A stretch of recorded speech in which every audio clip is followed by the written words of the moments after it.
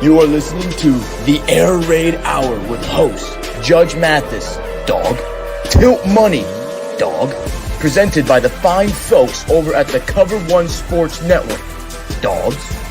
Bills Mafia, let's go!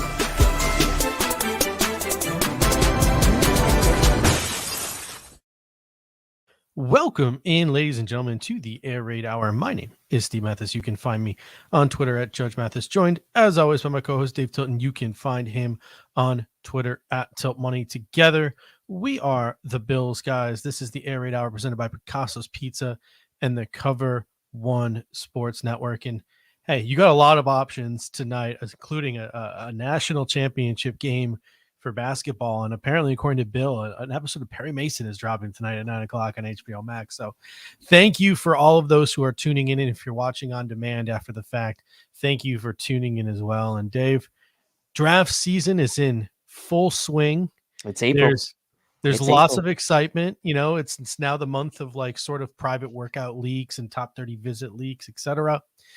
It's that time of year where we're sort of fine-tuning our draft boards and finding our favorite prospects to talk about. But I said this at the beginning of sort of the off season, and I've sort of been out for blood, and I've been a little bit of negative all off season, just because of the way this football season in particular ended. But it feels like the last few years on draft night, Brandon Beane has sort of reigned on the parade of a lot of Bills fans with some of the selections he's made. To an extent, there seems to be, at least over the last couple of years, a disconnect between Brandon Beane's philosophy and sort of what fans want. It seems like Brandon Beane has always been thinking 1 year ahead. You know, he's taken Epinesa, Rousseau, and Basham to prepare to lose guys like Lawson and Hughes and Addison.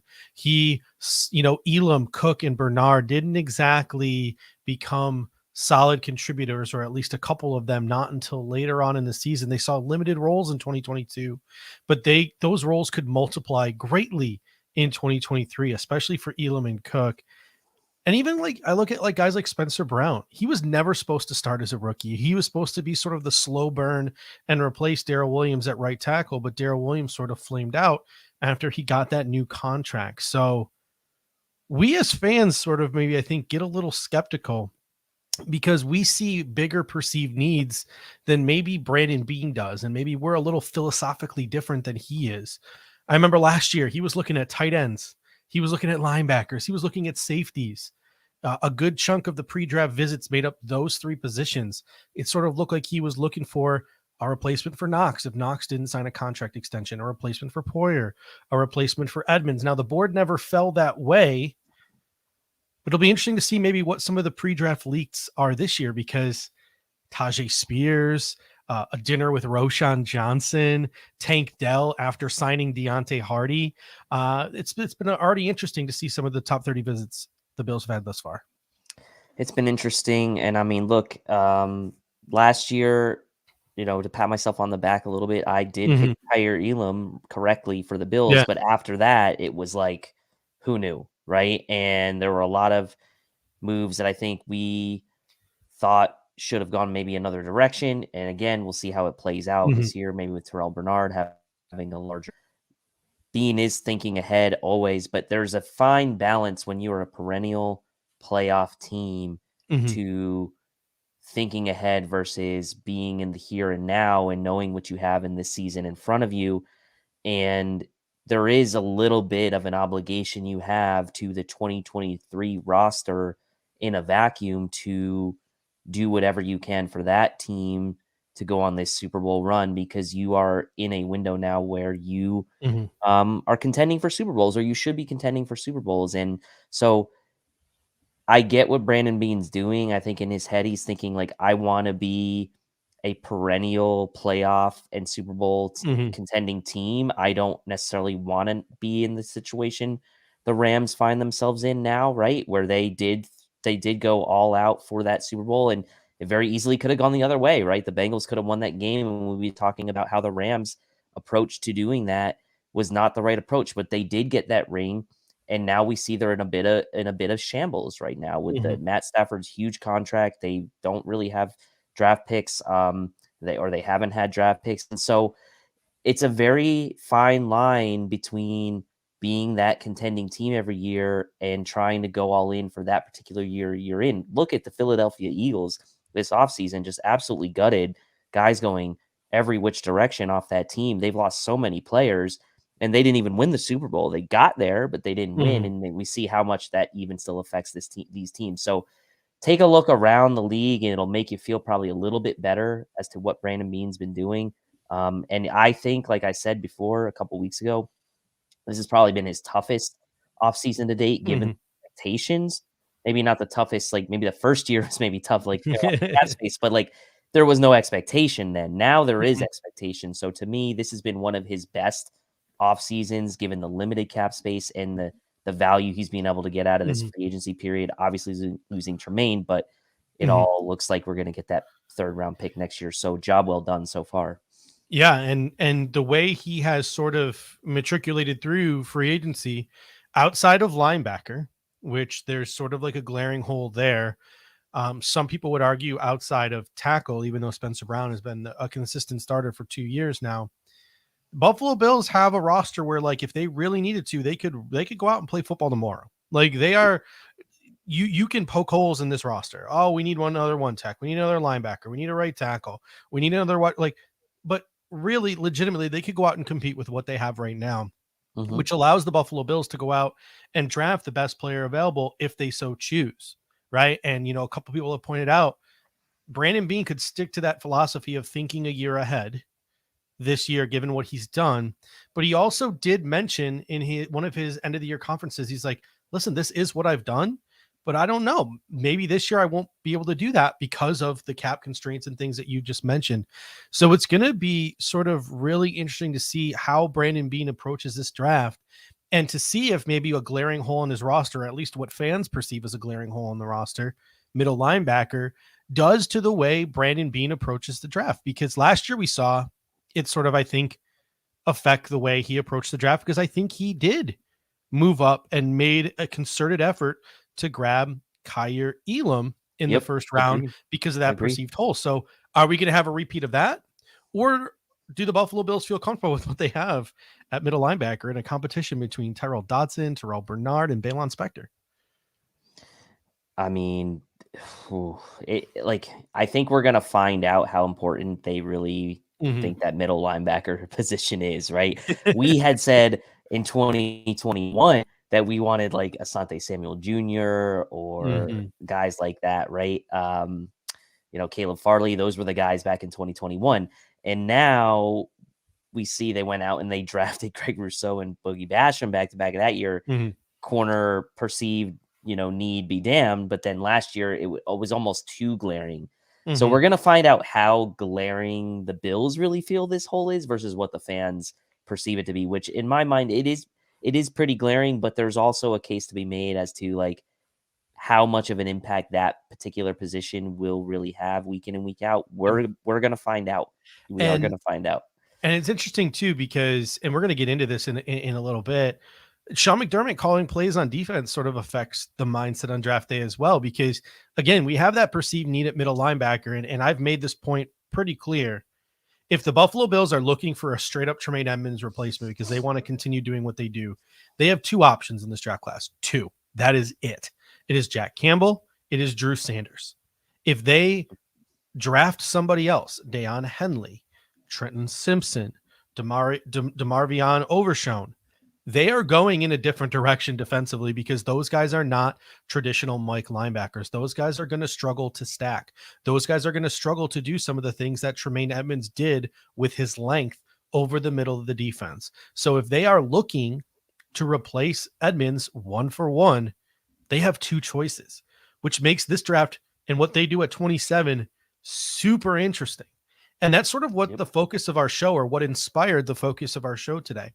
And today we're going to be talking about tiers at some of the position groups that we perceive as a need for the Buffalo Bills and where players fit in these tiers at each position. And this was sort of inspired by our guy Merck on Twitter, where he said last year, listen, Brandon Beane always has been pretty solid at finding cliffs. Finding cliffs, meaning he knows once this player gets drafted, there is a steep drop off to the next available player in terms of talent. So that's sort of what we're looking for today when we're tiering players. Where are the cliffs? Where are the steep drop offs?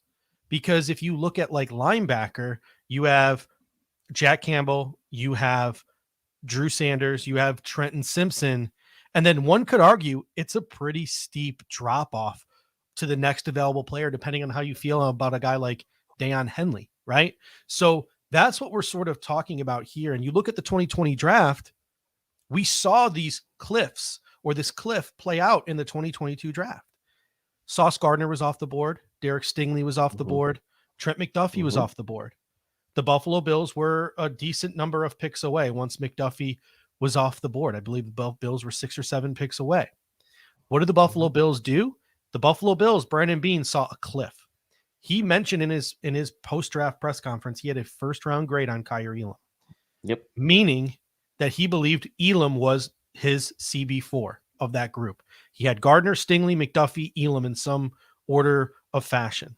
So what did the Buffalo Bills do? They used draft capital. They moved up in the draft. Why? Because they wanted to make sure they got Kaiir Elam, because they saw the difference between Kaiir Elam and guys like Roger McCreary, Andrew Booth, Kyler Gordon, Alontae Taylor. They saw those as a significant drop. So what we want to do tonight, and we lost Dave a little bit here, so we're going to see. I'm still here. My camera just went out. All right. I'll fix my camera. We're going to see how this plays out in 2023, right? Because the Buffalo Bills could find themselves in another position here at pick number 27. You know, what if a guy like Jordan Addison, I threw this hypothetical out on social media today. What if a guy like Jordan Addison is on the board at 27? Common sense would be that, you know, a lot of people I think would agree that Jordan Addison is probably the guy you pick at 27. Oh, go get Josh that playmaker. Go do it. Go get him that playmaker. But you look at cliffs, right? Jack Campbell, Drew Sanders, Trenton Simpson. There's not a lot of talent at linebacker after that. There's a lot of talent at wide receiver, guys like Marvin Mims, guys like Tyler Scott, guys like Jaden Reed. There are guys at wide receiver that you can have in the second round. So who are you taking if you're the Buffalo Bills at 27? Are you taking a higher graded player in Jordan Addison, or are you panicking because there's a much lower cliff at linebacker? And are you taking a linebacker like Jack Campbell or Drew Sanders or Trenton Simpson to make sure you get your guy? That's going to be the really intriguing question for how the Buffalo Bills approach pick 27 this year. And I think that's where assessing the cliffs makes a lot of sense, because the perceived value of the position, as far as the depth of the position, can factor into whether you have to feel like you need to pull the trigger at 27 or you can wait. Now, we have to remember this thing's dynamic, right? And we saw the Bills move around a lot last year. Well, I should say a lot, but they moved in the first round and they moved in the second round multiple times back, right? So they moved up in the first, moved back in the second. So just because they're 27 and 59 right now doesn't necessarily mean that's where they're going to stay. And you could see a situation maybe like last year where if they're sitting there at 59, maybe rather than moving down a few spots, maybe they move up a few spots to grab a guy if they pass on a certain position at pick 27. So that's going to be the really interesting thing. And we're going to really see some of these cliffs play out tonight, at least from our perspective, what it looks like.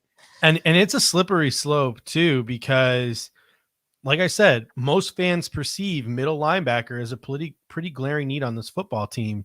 And if you're really looking at it, you know, guys like Jack Campbell, Trenton Simpson, Drew Sanders, if the Buffalo Bills decide not to pull the trigger there at 27, you're then sitting on pins and needles, hoping one of those three gets to you by 59.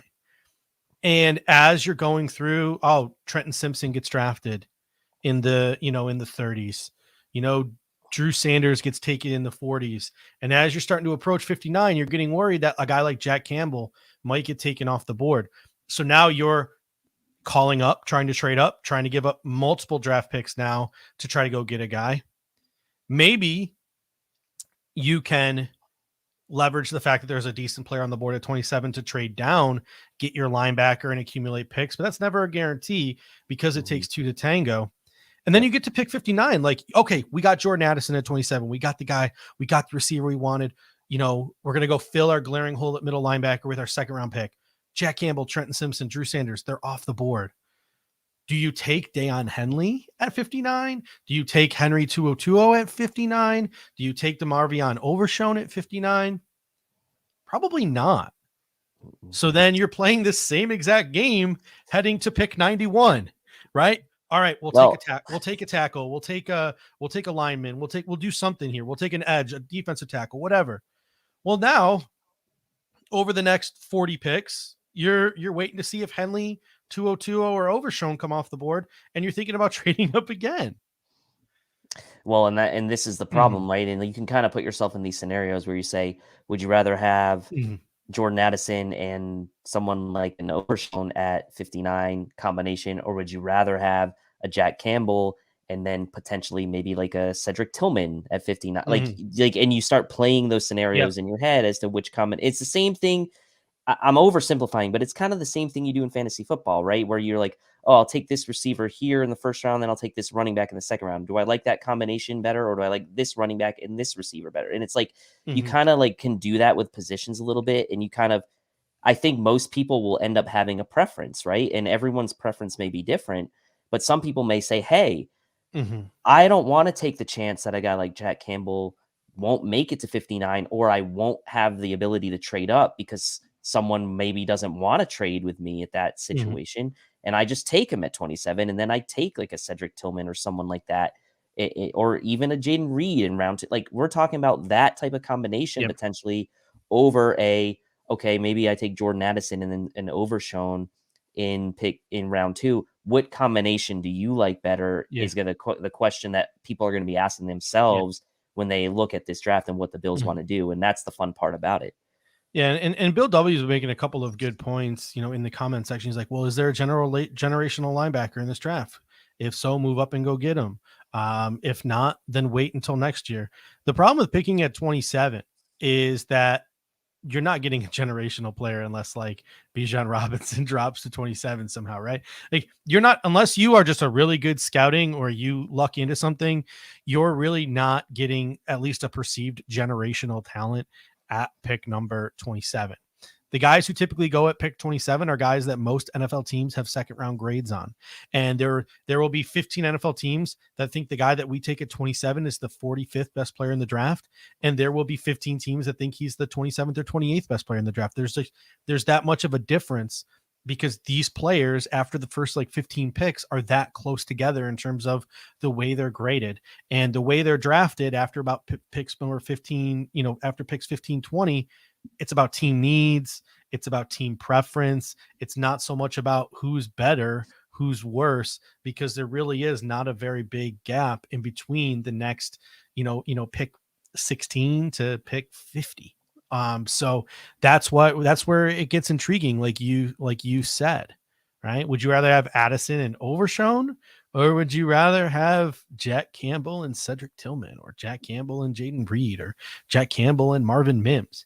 The latter sounds better, even to though me it does. To me it does. To me it does too. I think most people would say that as well. But then you're going to have the other people come in and say, well, you had a chance to get one of the better wide receivers in this draft and you passed on it. So that's where it gets tricky, because if you look at pick 27 in isolation, you think the Buffalo Bills made a boo-boo. But if you look at it in totality, maybe not. So that's where it gets super interesting. And that's why we're going to dive into these tiers today and see just how deep some of these positions where the Buffalo Bills have a perceived needs are. Where can the Buffalo Bills wait? Where do the Buffalo Bills? When you're picking at 27, it's more than just best player available. I think perceived need plays a role as well. But before we do, this show is brought to you by Picasso's Pizza. 4 great locations in Williamsville, West Seneca, Lancaster, and Blaisdell. Buffalo Pizza since 1980. You can order online at picassospizza.net. And if you're an out-of-towner like us, you can even get it mailed to your home. And I can tell you from experience, it's just as good as getting it fresh from the restaurant. Again, that is picassospizza.net. A couple people in the comment section have sort of been congratulating me on my recent fatherhood. I want to thank you guys for that. And hey, Picasso's Pizza comes in handy when you aren't sleeping, because you can just order your Picasso's Pizza online. You can throw it in the oven, and you got nice Buffalo style pizza. We got a whole bunch. Baseball's back, right? We've got some XFL football going on, and we got the NFL draft coming up. So there's still a ton of sports out there. Masters NBA week coming playoffs, up. NHL playoffs. It's supposed to rain all week. I think that might ruin the Masters for me this year, but Yeah. you got the Masters this week. Tons of different sporting events over the course of the next month. Some of the best time of the year right now. So go on over to picassospizza.net, get your pizza to enjoy it while you are watching those sporting events. All right, let's start with linebackers, and let's sort of like talk through it and sort of tier what we think the linebackers look like this year. Who are the ones that you would like pounce on at 27? Who's sort of like the tier 2, the ones that you're hoping like are around at 59? And then who are maybe some of the tier 3 guys who are 3rd, 4th-ish rounders? We're not going to really talk about the late round gems today. We're going to get into that over the course of the next couple of weeks. Our focus today is going to be sort of on the top 100, 120 players in this draft class. So let's start with linebackers. And who's in your tier 1? Right? Like, who are the guys that you think won't be around by pick 59, so we either need to pounce at 27 or trade up for? Yeah, and just so the comment section knows, and so like the way I did my tiering, I did do what I'll call a limited tiering. So I'm really kind of taking my tiering and also kind of combining that with guys who I think are fits for the Bills. So I'm not necessarily going to have like some of these undersized linebackers that are really not a fit or a need for the Bills in my tiering. So it's going to be a shorter list, but I think it makes for good conversation. So for me, I have 3 guys in tier 1. And those 3 guys are Trenton Simpson, Drew Sanders, and Jack Campbell. Those are my 3 guys in tier 1 who I believe for the Bills, if one of those 3 guys were to make it to pick 59, it would be a minor miracle. I think Trenton Simpson's probably the guy that could make it there, but I would, if I was going to wager right now, I would probably wager that none of those 3 guys would make it to pick 59. And for that reason, and for the fit of what I think the Bills would want in that Mike spot, those would be the 3 guys I'd put in tier 1 right now. And if you want to give a 1A, I'd probably put Campbell and Sanders as like the 1A and Simpson as a close 1B. Yeah, I'm with you. I did my tiering a little bit differently. Like I did my tiering as is like tier 1 is who do I not think is going to get to pick 59? So like my list might be a little bit broader than yours. And I also did my list for linebackers with the thought that maybe Sean McDermott can survive without a Mike linebacker. But even with all of that being said, my tier 1 is same as yours. It's Jack Campbell, it's Trenton Simpson, and it's Drew Sanders. And I'm finding it hard to believe that one of these guys is going to get to pick 59. And that's where I keep thinking about Kyer Elam last year. Because I can also see a position where a linebacker comes off the board before 27. There are other teams in the National Football League that could use a little middle linebacker. Pittsburgh Steelers, New England Patriots. One of these guys could take Trenton Simpson off the board or Jack Campbell off the board before pick 27. Maybe even Drew Sanders off the board, depending on whatever tickles their fancy. Yeah, and that's the thing, right? If that happens, the panic will ensue, right? Like, look, I mean, the panic will ensue unless you really take Beane for his face at face value, and he's like, "Look, we said all along it was going to be a competition between Spector, Bernard, and Dotson, so like that's what we're rolling with." And there will be spin, obviously, to make it sound like that was the plan all along, because no GM's going to come out and be like, "Oh yeah, the draft didn't go according to plan." Every GM. Find a GM that says, "Oh, I think we had a bad draft." Like, no one's ever going to say that. It's like Brandon Beane has never said, "Oh, draft didn't go how I wanted." Always painted in a positive light. So, I'm with you on that. And Nick comes in, and I don't necessarily agree with what Nick says here. He says Campbell isn't anything special, average and everything. But there is an argument to be made that like Jack Campbell isn't a first round player, that we're making him out to be a first round player because of a need. And that's what makes this really, really tricky. Right. I think there were a lot of people last year who said Kyer Elam's not a first round player. Kyer Elam had enough holes in his game to where I think a lot of people said they would have rather felt more comfortable with Kyer Elam in the second round.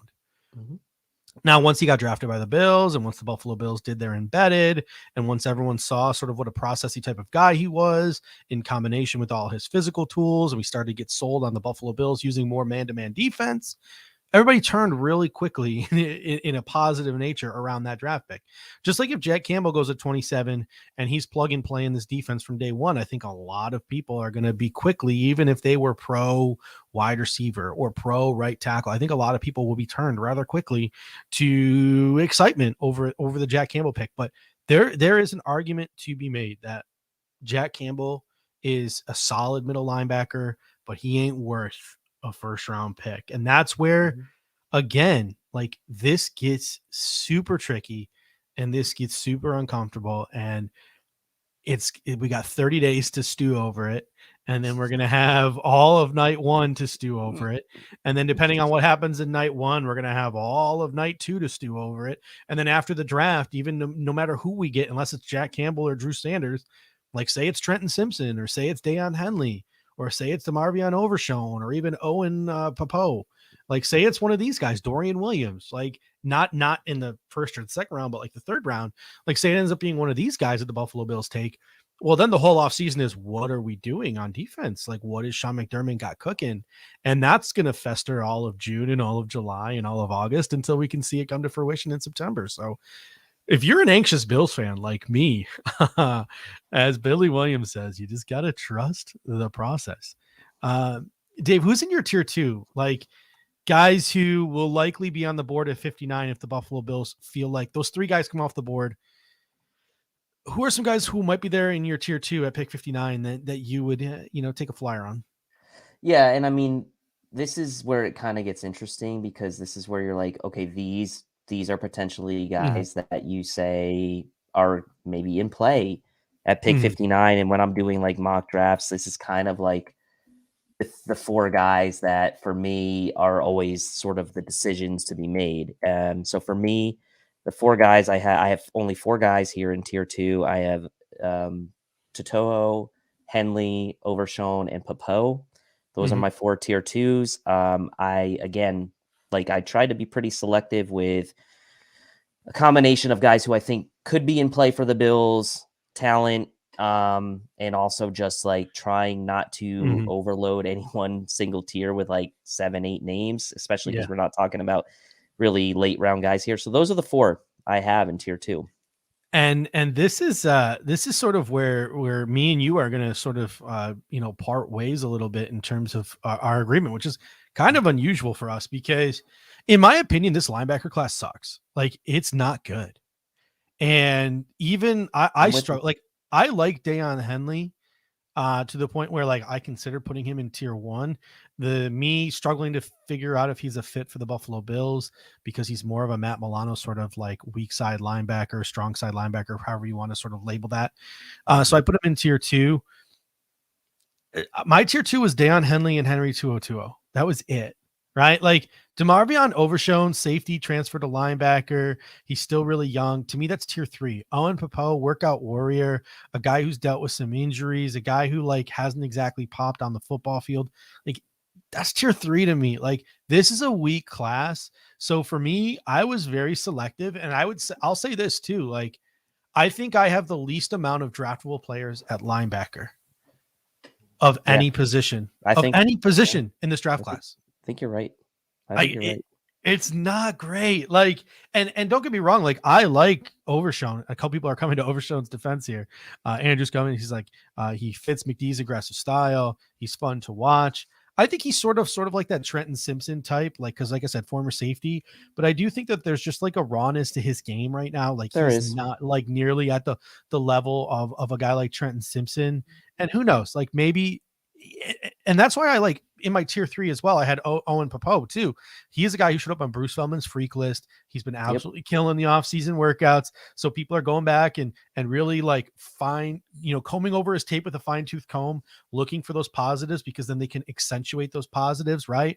So guys like Overshone, guys like Popo, guys like Dorian Williams out of Tulane, those are my three guys in tier three. And I also had Noah Sewell in tier three. But I also had his name crossed off because I don't think he's even on the Buffalo Bills draft board. Like Noah Sewell is a guy who was top recruit, talked about as a top 5 pick. But if you really look at Noah Sewell and look at what a lot of the scouts have to say about Noah Sewell, if it was 1995, he'd be a top 5 pick. It's not 1995. Teams don't run the ball like they used to.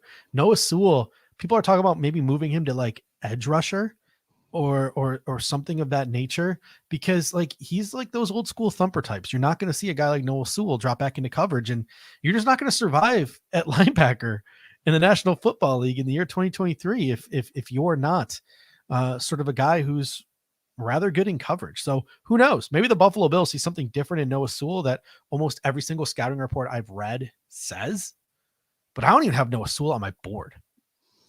I mean, I put him in tier 3, but I kind of agree with you on that front. But yeah, for this exercise, I did put him in tier 3 as well. Yeah. So who is your tier 3? I sort of gave my tier 3. I had Overshown, Popo, Dorian Williams, and Noah Sewell. Who's in your tier 3?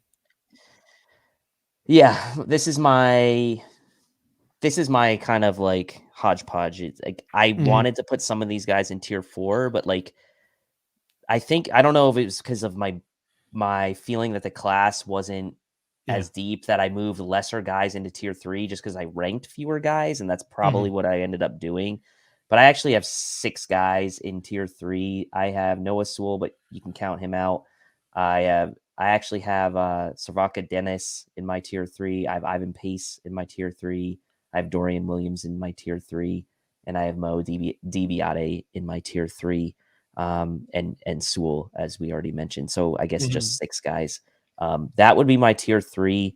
I'm probably not overranking, but again, my thought process here is that because the class is weaker, I guess the way I tiered these guys was against each other, I suppose, and not necessarily based 100%. on round value.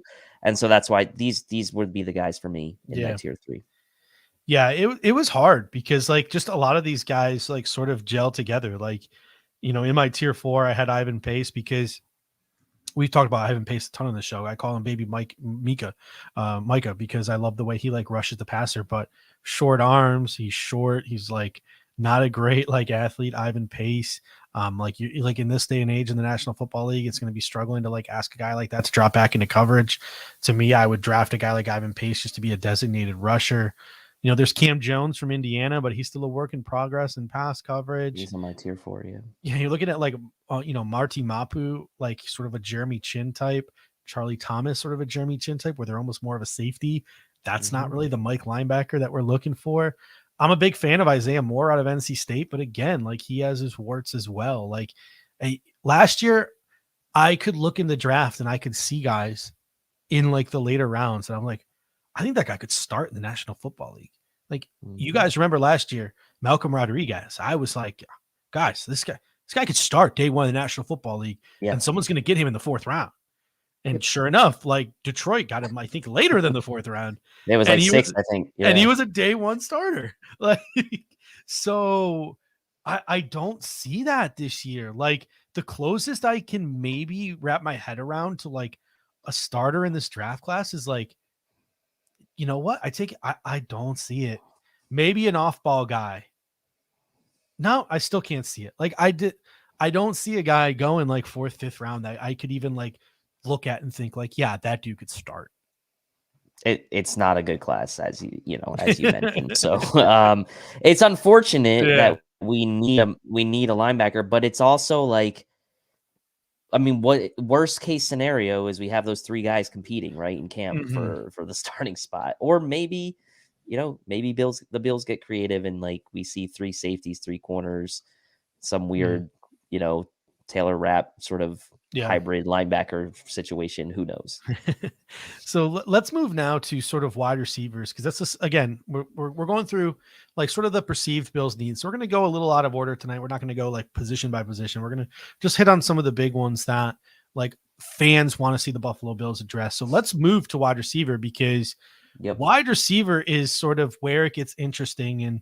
And before we get into the tiers, I also want people to know like I'm going to like, I have Jaden Reed in my tier 3, and that's because I'm trying to project it like I think is going to happen in the draft, not because of who I like the most. So I just before like we get started, just for personal reasons, because I care what people think of me, I ranked mine based on how I think the draft will play out, not how I personally view these players. So there are some dudes like in tier 3 or tier 4 that I would personally have in tier 2.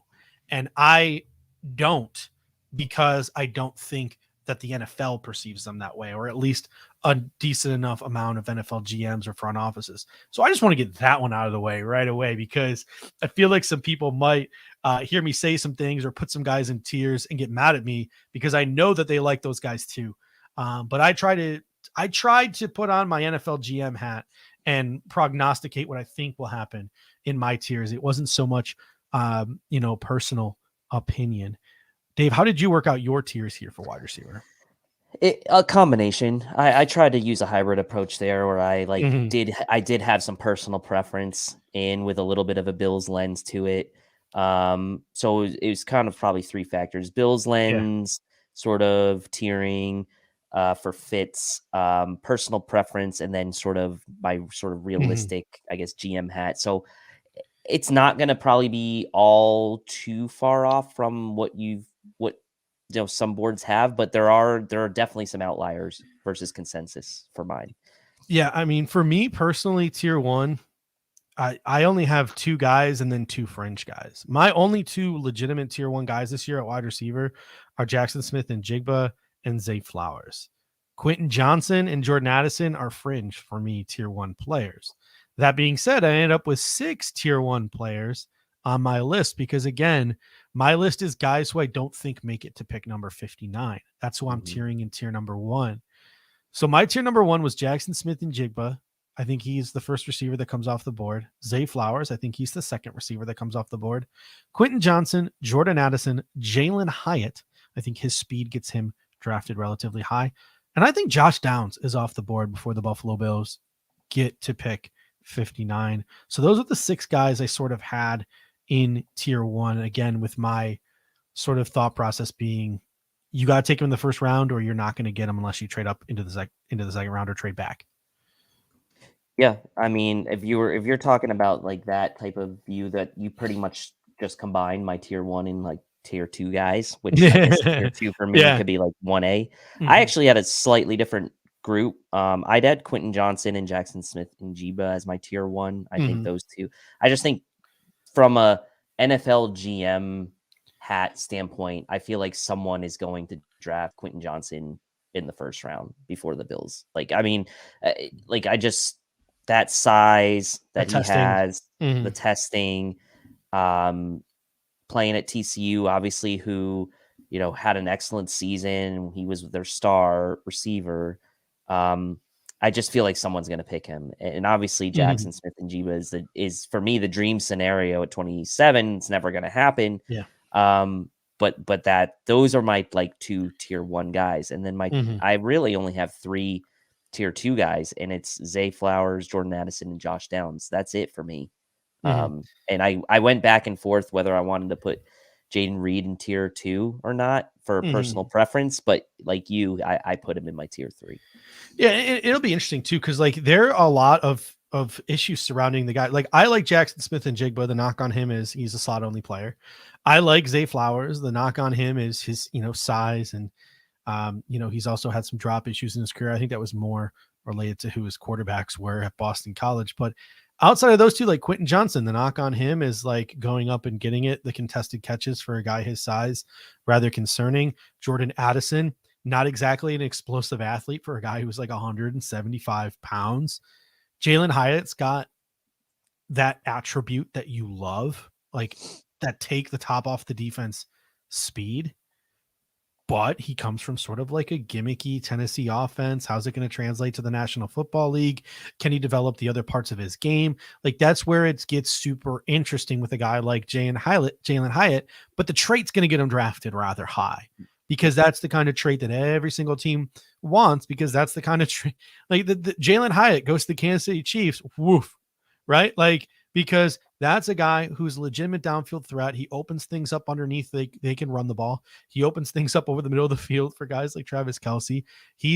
Even if Jalen Hyatt is not catching the passes, his trait alone makes your offense better because of what he forces safeties to do. And then, but as you get later on in the draft, there's other players like that too. Pops Mafia throws in, Trey Palmer, Tyler Scott, Marvin Mims. Like there are other guys who can do that as well. And then Josh Downs is a guy who's got a whole bunch of really good attributes and a guy who looks like he could be a really good slot player in the National Football League. And that's the thing. Like there's almost like, to me, Smith and Jigba and Zay Flowers are bulletproof. Like the issues I have with them are like so ridiculously minor. It's after that where like you can poke some rather large holes into a lot of these prospects. My tier 2 was Marvin Mims, Cedric Tillman, A.T. Perry, Tyler Scott, and Jonathan Mingo.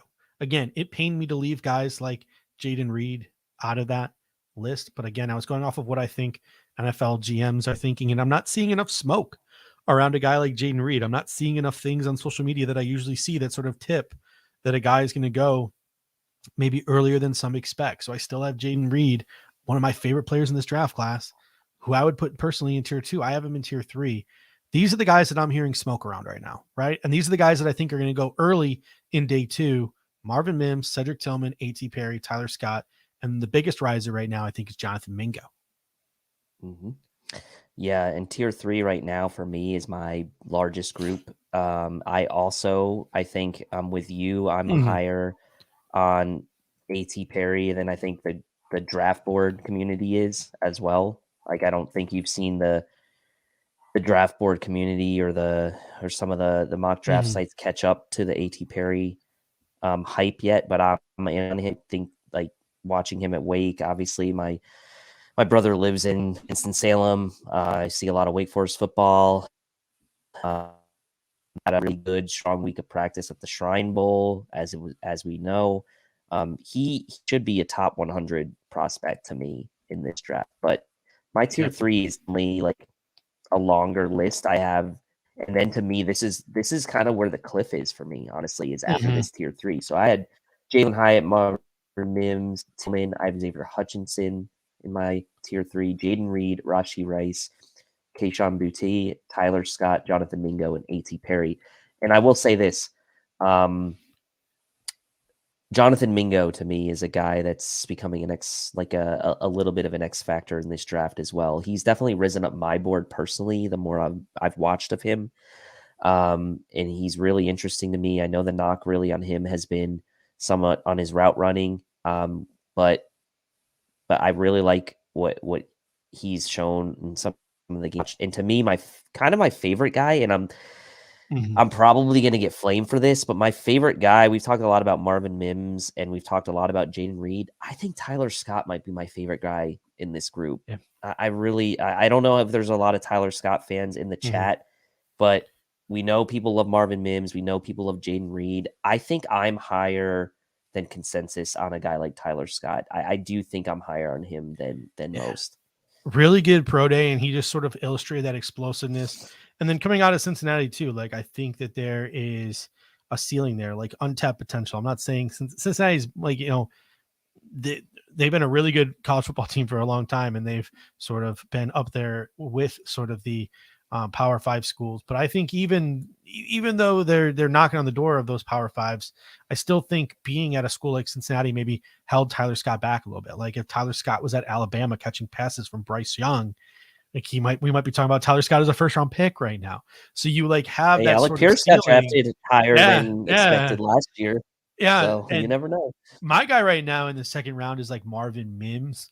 He gives like, and it's big Marvin Mims fan too. Yep. And it's been, and again, this is an athletic comp, maybe not so much a play style comp, but Marvin Mims is built physically a lot like Emmanuel Sanders is built. Like if you put their athletic scores next to each other, they're a pretty solid match.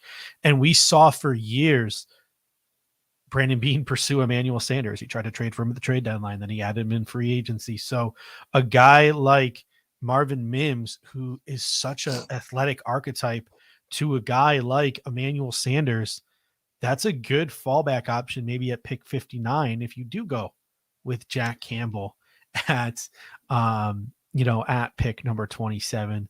My tier 3, I had Rashee Rice, I had Tank Dell, I had Trey Palmer, Jaden Reed, even though that pained me, and I had Xavier Hutchinson. And I think there are even some tier 4 guys who could easily go on day 2. Andre Iashivas from Princeton could go on day 2. Puka Nacua could go on day 2. Michael Wilson from Stanford could go on day 2. Raheem Jarrett could go on day 2 out of Maryland. He's more athlete than receiver at this point. Somebody might go wild and crazy and take Charlie Jones, on day 2. Like, if you look at it, I think let's be generous with the linebackers. Jack Campbell, Trenton Simpson, Drew Sanders, Deion Henley, Henry TuoTuo, Demarion Overshown. I think that's being generous. That's 6, right? That's being generous, and we just given 6 guys. Wide receivers, Jackson Smith and Jigba, Zay Flowers, Quentin Johnson, Jordan Addison, Jalen Hyatt, Josh Downs, Marvin Mims, Cedric Tillman, A.T. Perry, Tyler Scott, Jonathan Mingo, Rashee Rice, Tank Dell, Trey Palmer, Jaden Reed, Xavier Hutchinson, Andre Yeshivas, Puka Nacua, Michael Wilson, Raheem Jarrett. I just hit 20. Mm-hmm. I just hit 20. I didn't even mention Keyshawn Butte. I didn't even mention Charlie Jones. And there are some other guys later on that I like as well. I just hit 20. So there might not be that top heavy, those alphas, the Garrett Wilsons, the Chris Olaves this year. And that's why I think it might be everyone's like, go get Josh Allen's weapons. Go get Josh Allen weapons. You're failing Josh Allen. I don't know, man. This might be the year to pass on a wide receiver in round 1. It might be. And I think that this illustration kind of shows, if you're trying to line up value with what the perceived needs are of this team, it may not be the worst idea to take that wide receiver in round 2. 20 of those guys that you just named, obviously 10 to 15 of those guys are not likely not to be available at pick 59, but there's going to be a handful of those guys that will be there at 59. I don't think all 20 of those guys are going to get picked before pick 59. Nikki G says that many teams don't need a middle linebacker, and that's also true. But we were being generous, right? Because I think in our heart of hearts, it's Campbell, Simpson, or Sanders, right? For me, yes, yeah. For me as well. I like Deion Henley, so maybe I might even add a 4th there. But I don't know if I feel comfortable enough with Henry TuoTuo or even DeMarvion Overshown. So we were being generous with 6. The problem that's the thing. Yeah, and the problem you have with that approach is you kind of get to the kind of the same argument we've been having about Spencer Brown at right tackle, and I'm sure we're going to segue into the tackle position next, maybe. But it's if you don't take the guy in the first round, if you pick that guy in the 2nd, 3rd, 4th round, what does that mean, right, for you? Is it muddying the waters to the point where it's you're bringing in competition? I get that. That's great. But is it really, how much is it really helping you? If you draft a guy like Overshown, right? Tons of talent, tons of potential. What is he going to do for you on day 1 to fill that void at Mike? It's probably still going to be Dodson or Bernard on day 1 manning that starting lineup in week 1. I'm not saying that's a guarantee, but I'm just saying it makes it a little bit trickier to figure out what that player is really going to contribute right away. Whereas you take a Jack Campbell at pick 27, he's coming in from day 1 and he's starting, right? So yeah, that, and you can still take a receiver then in round 2 or 3 and they can still contribute. So I don't know, man. For me, that's kind of where my value proposition's lining up. And then here's the third argument on top of all of this. No linebacker is worth it at 27. It's a deep wide receiver class. That's probably true. If you are a firm believer that no linebacker is worth it at 27, and then it's a deep wide receiver class, then comes the third argument to play here. Go take a right tackle. Here we go, right tackle. Because right tackle is one that sticks out. No offense to Spencer Brown. I understand, from a small school, missed a year because of COVID, was dealing with a back injury last offseason, has a 10 RAS. I get all of that. But also, what else is also true on top of all of those things? The fact that Spencer Brown was arguably one of, if not the worst right tackle in football last year. He was bad. It wasn't just he was middle of the road. He was liability bad at right tackle last year. Now, guys with that type of ceiling finger snap, can turn into really solid, really good football players. The light can go on at any moment, but what if it doesn't? Are we really going to go with another whole season of Spencer Brown with a failsafe of David Quessenberry? I don't know. And me and you have both said this. There are some tackles that we like on day 2, but the Buffalo Bills have a legitimate opportunity to take a guy in the first round at pick 27 that could jump in right away and start at right tackle. And if we're going to find somebody who can start at right tackle and solidify right tackle, it's at pick 27 or bust. My tier 1 at tackle, because this is a loaded tackle class in my opinion, and not a loaded tackle class into the point where like one will get to 59, because that's not how that's not how offensive tackles work. If there are good offensive tackles, they get taken. They get picked. Yes. Yep. Paris Johnson is a given. He's my tackle 1. Peter Skoronski. Some people will argue he's more of an interior guy, but he's still very good. Darnell Wright, Broderick Jones, Anton Harrison, DeJuan Jones. I'll take any of those 6 guys. Well, I don't even need to say anything because I have all those same guys as my tier 1. So I like, honestly, like, part of me almost didn't even want to put DeJuan Jones in tier 1, but I had to. Like, I had to. But yeah, those are the guys for me. Put them really, I mean, obviously, I think Paris Johnson to me is T1 as well. Yeah. But you can really kind of put the other guys in whatever order you like, preference wise. And you're not gonna get a ton of argument from me. I personally like Darnell Wright as a fit for the Bills, maybe the most outside of, obviously, we're not going to get Paris Johnson, but Darnell Wright to me is kind of like, if you're zoning in on a guy who's going to potentially, and I'll say, no, I'm not going to jinx it, a guy who will potentially be there and a fit, like, that's the guy you take, right? If you want to shore up that right tackle position, and at some point, like, it can't be just continuously hoping for the best for Spencer Brown, right? You have to make a tough decision at some point, and you don't want Spencer Brown to be the downfall of this line for the third year in a row, I'll say. So I don't know, man. It's tough. Yeah, Carl, we're going to get to your super chat in just 1 second, but a couple of things coming in. Like, number 1, like Nick says, Anton Harrison is left tackle only. I don't know if I necessarily agree with that, but if that's true, like, there are a couple of pure right tackles, right? And Darnell Wright and DeJuan Jones. And even though DeJuan Jones doesn't maybe fit the athletic profile of the Buffalo Bills have been sniffing around Ohio State a ton. And DeJuan Jones has been testing so well and rising so well. The combination of his Senior Bowl, the combination of everything he's done this offseason, the combination of the fact that he pass protected really well at Ohio State from the right side. The Buffalo Bills could leave their comfort zone in terms of like athletic traits that they look for at the right tackle position for a guy like DeJuan Jones. And then NFL Draft Fanatics comes in and says, you know, I think you're underselling the tackles a little bit. I think you could find a better guy than Spencer Brown in the second round. I mean, my tier 2 is Matthew Bergeron, Blake Freeland, and Tyler Steen. That was my tier 2. But I also have sort of some asterisks. I think Matthew Bergeron is a better guard in the National Football League than a tackle, but I know he fits a Cromer archetype. I know he's a guy that could play tackle in the National Football League. I just think he's going to be a better guard. Same with Tyler Steen. I think Tyler Steen's going to be a better guard in the National Football League than he is a tackle, but he obviously could play tackle and he could give Spencer Brown a run for his money. And then Blake Freeland, to me, I like Blake Freeland, but he's more of like the Spencer Brown, like high ceiling guy to me. And like, I'm not so like sold on another just high ceiling guy coming in to compete with a high ceiling guy. I want maybe like those guys who have been like battle tested, like Tyler Steen or Broderick Jones or Darnell Wright or Anton Harrison or DeJuan Jones. So even though I have Blake Freeland because of his physical abilities in my tier 2, I'm really not very high on him compared to some of those other guys in my tier 2.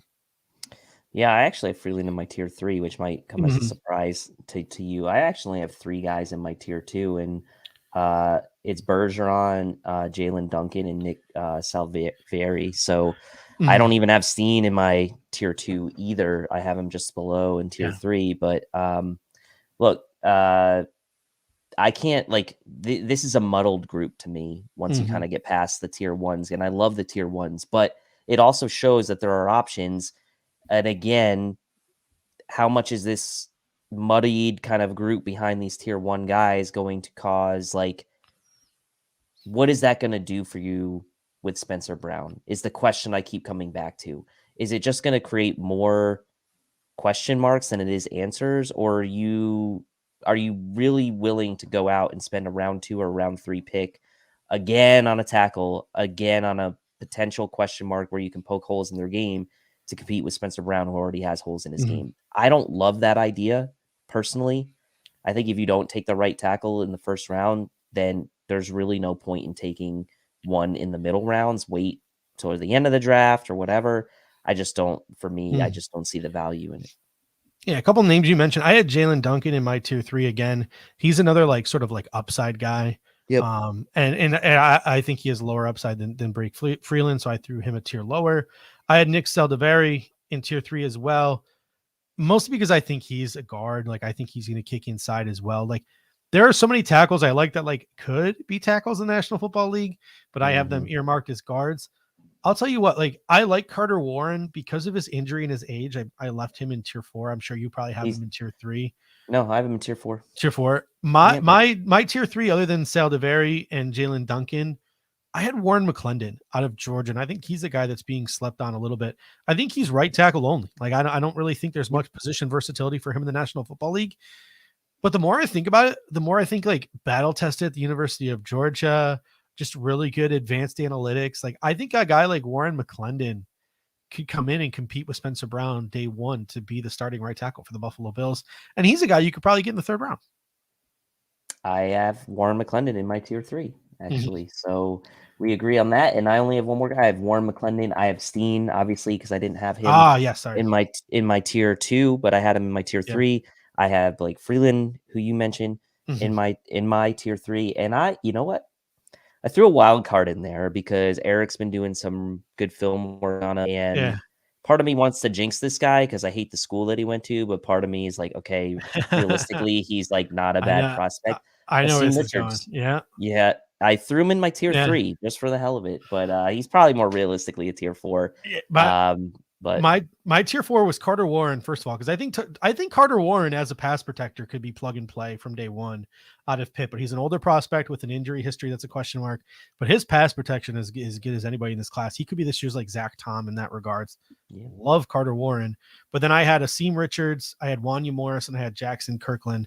All 3 who I asterisked as probably guys who are going to kick inside to be interior offensive linemen in my tier 4. Like literally after McClendon, it's Carter Warren, then it's like Connor Galvin, and it's like Joey Fisher. Like most of these guys after McClendon and Warren, I see as more interior offensive line prospects than I do tackle. Like there aren't that many project tackles this year as there have been in years past that I've really like fallen in love with.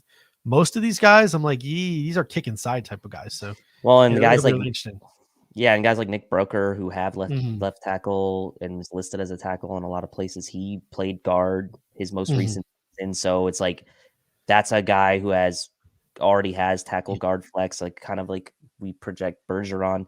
So I kind of left him out of this as well. But a lot of we kind of have this conversation. I feel like every year, like these tackles that end up maybe being better prospects as guards, but then the league doesn't value guards as much. So where do these guys end up getting drafted? That's what. Sorry, I didn't mean to interrupt you there, but that's what Aaron Cromer likes to do too. He likes to take these tackles and kick them inside. Yeah, exactly. So Carl Thoman coming to the super chat. Sorry it took us so long to get to it, but I wanted to finish the tackles before we sort of perfectly segue with your super chat here into guards. He says, I'm not gonna lie to you. I didn't click on the article. I saw it like 15 times on Twitter today. I just didn't have the heart to read it. Was it PF? I don't even know who wrote the article, but somebody put Connor McGovern on their list of worst off-season signings. I don't know who wrote it. Maybe someone can fill me in the comment section, but I wouldn't take it too personally. It's not even a bad contract in today's NFL. Like $6 million AAV for a guard, it's really not that bad of a contract. if you look at what the Buffalo Bills want to do, they're a pass first football team. Connor McGovern is a pass first offensive guard. He's not going to like get you the push in the run game that you maybe hope for, or Bills fans would hope for. He's not going to be a dominant run blocker and a dominant pass blocker. Like that's just not going to happen. He's going to be a good pass blocker and hopefully a serviceable run blocker. That's like the cross your finger hope. But like, so to me, I loved the signing. I thought it was a great signing for what it was and for what resources the Buffalo Bills had. I'm kicking myself for not seeing it sooner. Like when I was rolling through Spot Track and I saw the name Connor McGovern, I legitimately thought it was the Jets backup center and didn't even put it on my list because I forgot there was two. So he's a fit. He makes sense. Is he gonna like are people nationally gonna look at that and be like, wow, the Bills, what a home run signing? No, it's not signing Joe Thuney. It's not signing Orlando Brown Jr. It's not making the swings that the Bengals or the Chiefs have made on the offensive line. It's not. But it appears to not be who the Buffalo Bills are. And so for what it was to me a solid signing. I would not have put it on a list of worst signings of the offseason. I mean, how could you? What was the reason for the worst signing? Was it the money? Because the Bills clearly had a need at guard. Yeah, they brought in. I didn't read it. they brought in Edwards and McGovern. I thought were solid. They brought back Bucker. Like they really did a decent job with the dollars they had to play with, kind of shoring up the interior the best they could. I felt with some upside guys with starting experience, guys with some versatility, and guys that Aaron Kromer could work with. So. To me, I mean, we'll see how it plays out on the field. If he's an absolute turnstile, then that's obviously not going to be great. But his strength is supposed to be in pass protection, right? Which is where Roger Saffold really struggled last year. And Nikki G says because he was unproven, and then Randy Hardman says the article says it's because of the contract. To me, whoever wrote that article doesn't understand how NFL contracts work. Like to me, that's just what it screams to me is whoever wrote that article has not even the slightest clue of or a basic understanding of how NFL contracts work. Because that was not a bad contract. It really was not. So to me, it was a solid signing for the Buffalo Bills for what they choose to do along that line. And again, they've kept themselves open. So let's talk about guards in the draft a little bit, right? We have McGovern at left guard. We have Ryan Bates at right guard. We have Mitch Morse at center. We have David Edwards on a 1-year contract as a backup. We have Ike Bucker on a 1-year contract as backup. 5 solid interior offensive linemen. If the Buffalo Bills choose, of course, it was Mike Tannenbaum, whatever. If the Bills choose not to address interior offensive line in the draft because of the moves that they made, that's fine. I would still love to see them address interior offensive line. We're going to talk about our tier 1 guys. These are the guys that we were drooling over in January.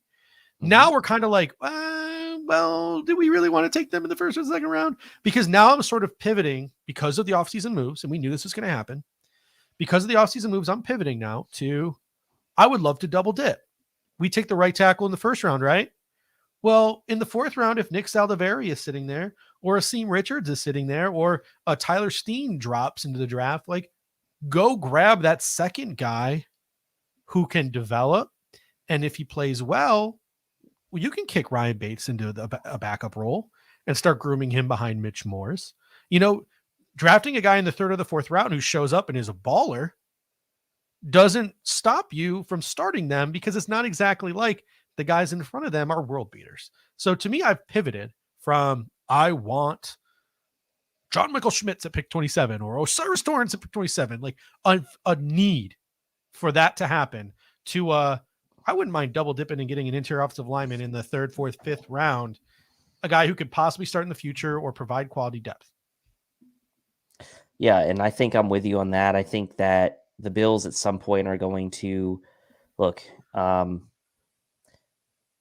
It can't be every off season that you have to re-sign 4 or 5 guys just to get you to a place where you're in this position for the draft, right? At some point, you need to have guys under contract for multiple years, younger guys. So double dip here. Obviously, we know a couple years back we lost Jack Anderson off to waivers.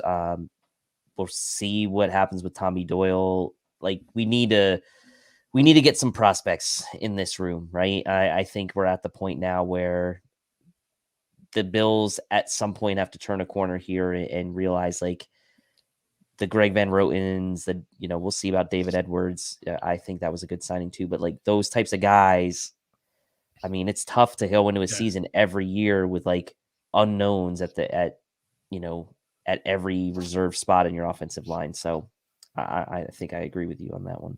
Nikki G comes in with an interesting comment. This must have been something that David Edwards said in his press conference with the Buffalo media. I missed this. This is a really interesting comment. He said Edwards even said it takes 2 years for Kroger's system to make sense, and it will click this season for everyone. Number one, let's hope so. That'd be great. That'd be wonderful. Number two, maybe you should create a system that doesn't take 2 years to fully digest. But hey, if it does, it does, and that is a positive. Let's go through sort of our tiers along the interior, just for sort of like funsies, even though maybe this isn't as of a big of a need anymore as some of those other positions that we've sort of talked about. And again, I did mine based on who will and will not be there by pick 59. Based on that sort of mindset, my tier 1 was John Michael Schmitz, Osiris Torrance, Joe Tippmann, and Steve Avila. I don't think there's a world where any of those 4 guys make it to pick number 59. So the Buffalo Bills either need to take one of those guys at 27, trade back, or trade up into the second round. So that would be my tier 1 for the interior offensive line. Yeah, I had John Michael Schmitz. I have Joe Tippmann. I've seen Tippmann in the first round in some mocks. And that was it for me. Giants specifically. I put 2 guys. And the reason I did that was out of principle. Yeah. I think Osiris Torrance is going to be well gone before pick 59. It's not why I didn't put him in tier 1. I just think there was a lot of hype around him in the Bills, but I personally don't see the fit. And for that reason, just out of principle, I ranked him as tier 2, but in reality, he's probably a tier 1 guy for a lot of teams. Mm-hmm. But for me, this is one where I kind of think for me, the Bills sort of fit took over my tiering. And so I put him as tier 2. So for me, it's just JMS and Tippmann, 2 centers. So who was in your tier 2? Yeah. So my tier 2 is, just get my filter going here. Osiris Torrance, Steve Avila, Luke Weipler, and Cody Monk. Yeah, I had a very similar tier 2, except I had one guy that a lot of people didn't have, and I'm sorry, I'm just pulling up my notes here. My tier 2 that I had Cody Monk, mm-hmm. who I think like he got a lot of hype around the Senior Bowl. I think the hype kind of cooled down a little bit. Didn't really hear much about him at the combine. I still think he'll go somewhere in round 2. Luke Weipler I had as well. But the most slept on player in this draft is Chandler Zavala. Like, he's a guy who didn't even get a combine invite, and I think is going to go in the second round. Like, that's your guy this year. That's the one you're calling, I think, right? Yeah, he could end up going early third round, so I don't want to like marry myself to a second round prediction, but I think he goes day 2.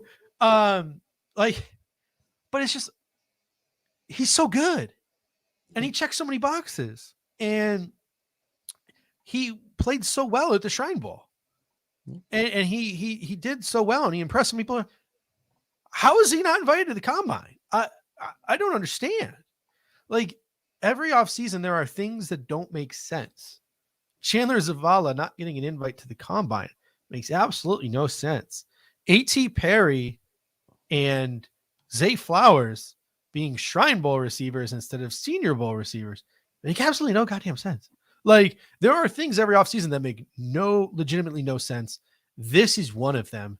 Chandler Zavala is a legitimate day 2 plug and play left guard in the National Football League.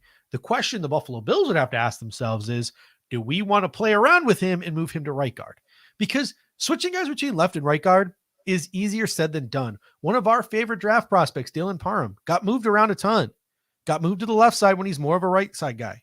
What did it do? He was awful in Las Vegas this year, right? How much of that was Dylan Parham being a bust? How much of that is Dylan Parham playing a position he's not comfortable with in left guard?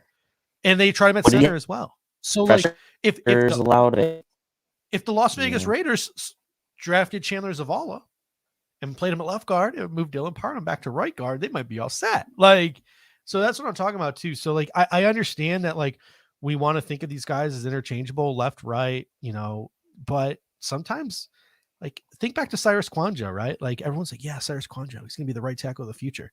Dude could literally only play on the left side, and he wasn't even that good on the left side.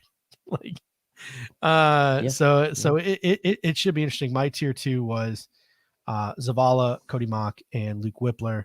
Then my tier 3 was Oluwatimi from Michigan. I think he's a plug and play center from day one. He's not everybody's cup of tea at center. I had Emil Ikior, and I still have Andrew Voorhees in tier 3 despite the injury. What is your tier 3? So I had Zavala right there at the top of my tier 3. I know people are probably surprised at that, given my allegiances to NC State, but look, it's just what it is. So my tier 3, let me just filter this on really quick, and I will give you my names. So tier 3, I have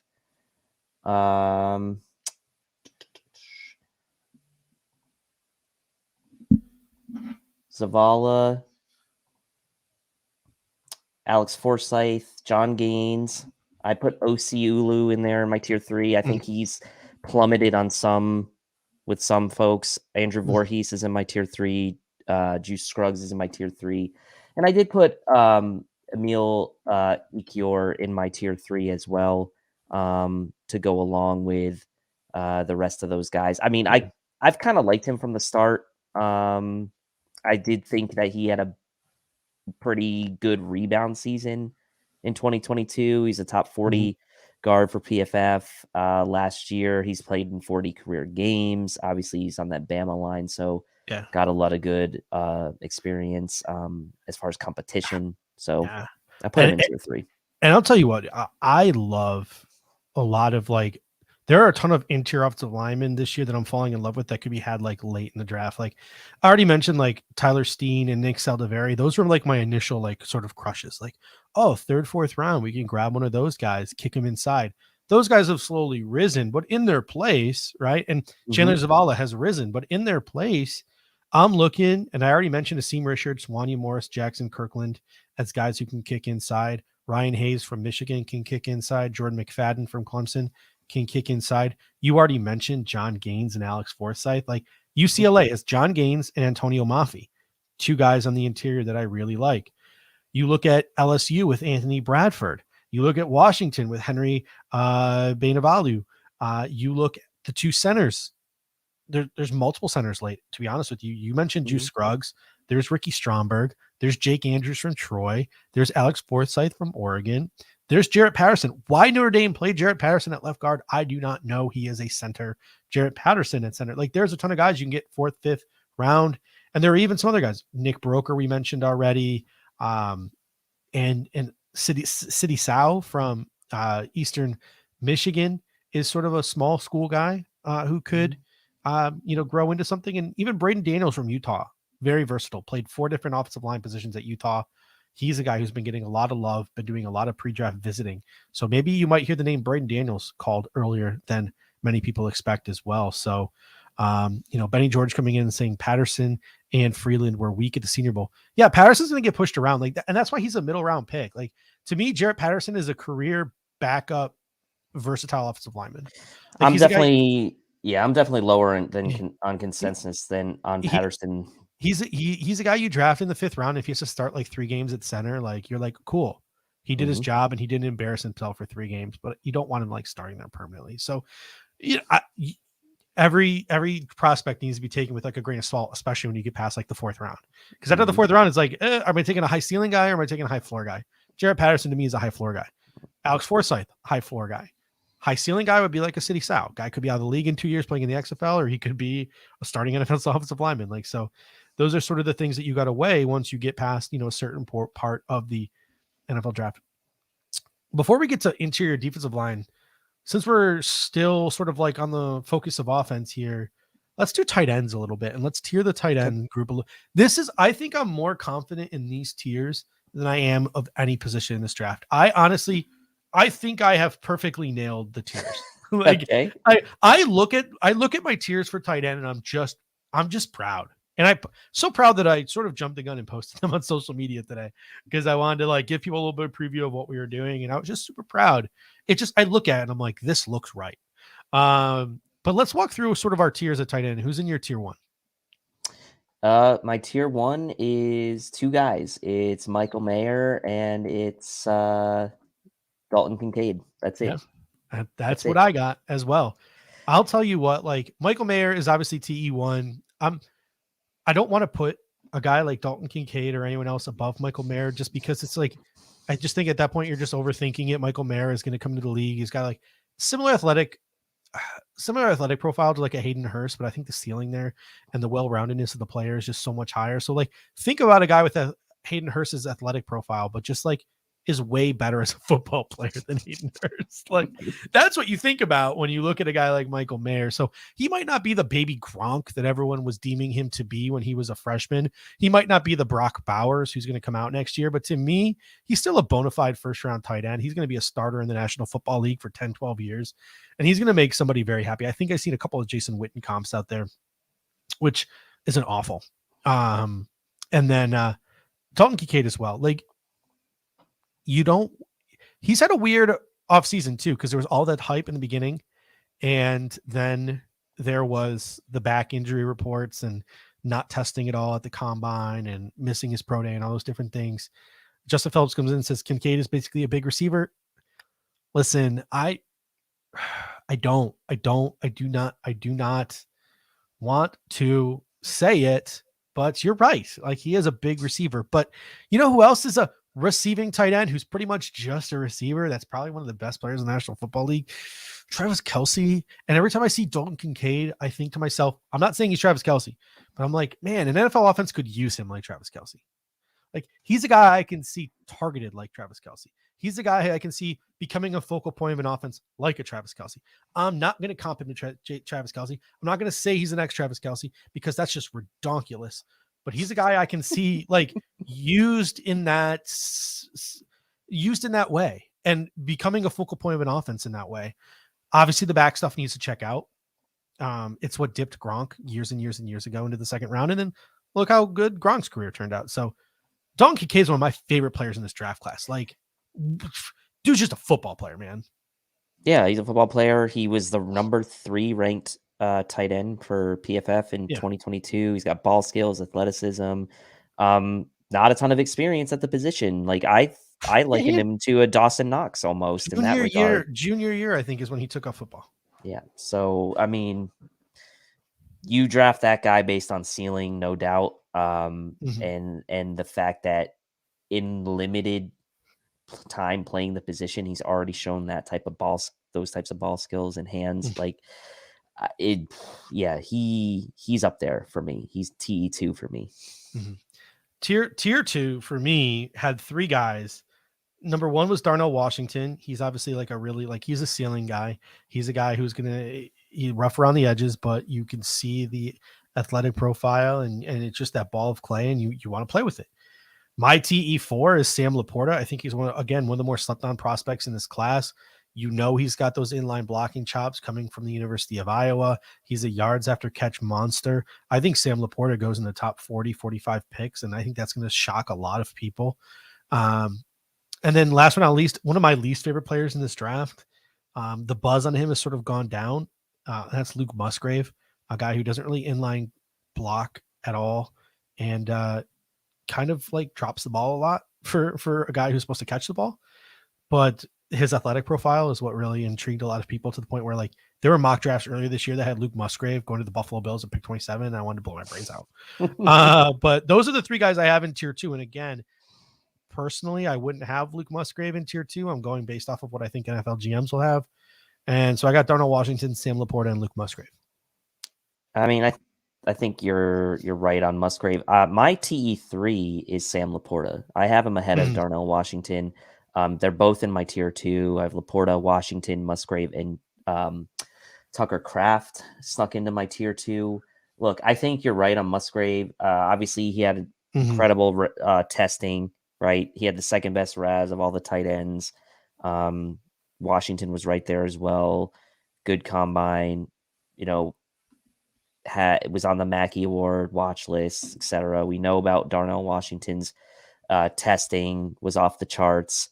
But for me, Laporta is a guy that I look at and it just screams like 10-year NFL player, solid contributor. Like, I don't know like what his ceiling will be, but I feel like tight end is really hard to project to the next level as far as success, and like it takes time for guys to develop. I feel like Sam Laporta to me is kind of like, I would say he's a poor man's George Kittle.